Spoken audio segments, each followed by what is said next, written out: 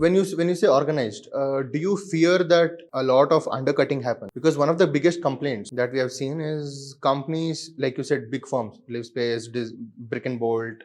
There are multiple others, right? Build a home, whatever it is.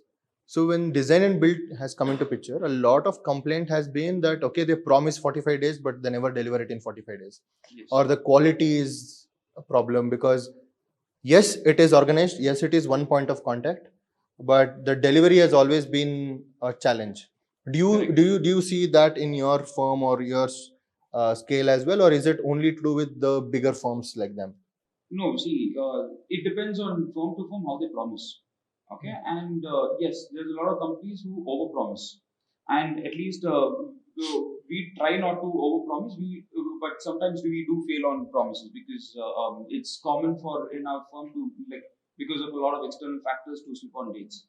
But one thing is, yes, these companies when they are promising 45 days and not delivering it in time they will achieve it because they are finding issues in their system and fixing it, which is overall better for the industry. One thing is whichever firms are over promising and not delivering, they are getting they are in name in the affected in the industry. But other firms who are promising and delivering, it's good for them. And this pressure is actually improving the entire industry. Like it's making the whole industry efficient. So, just because somebody else is promising 45 days, the competitor is forced to look into options to make things better, which means it becomes better for each and every one of us to look into more creative ways to make things more efficient. And when you think and you become a little bit more creative and become more, can solve the problem in a better way, immediately you'll be more recognized. So I'm not only talking about companies, even individuals who's working in the company. An individual, if he or she is like doing something different, which immediately the system recognizes that person. Okay, this person is doing something different, which is meeting the targets. That is the timeline way before others are doing. You'll be automatically recognized. So I feel it's everything is an advantage.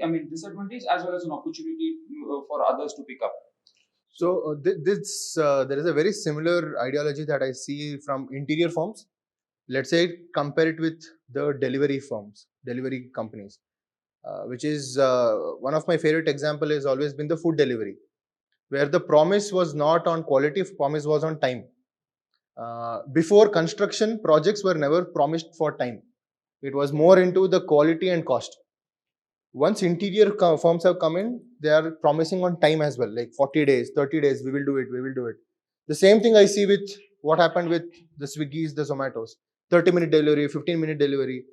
So one, yes, I do agree that there is a lot of organized way of doing things right now because of this over promise and under perform. But do you also see the change in terms of mentality from individual clients? So because he handles with a lot of B2B, like business clients, right? Corporate clients. Yours is individual as well as corporate. So when you see individual clients, do they have some demands where you're shocked or where you are like, okay, what came to your mind to decide this kind of a requirement? Yes, you actually touched on a good point. So every client's demand is unique, and which luckily more than us, the designers takes the complete hit. But yeah, what comes only for us is when it comes to our plate, it is only comes to timeline and information, because I specify the word information because like especially unlike the corporate clients or a client who's done some 2 3 homes or anybody, they know how things can go wrong. But a residential client will need more information way before they find out something is going wrong, and also immediately they panic a little bit more.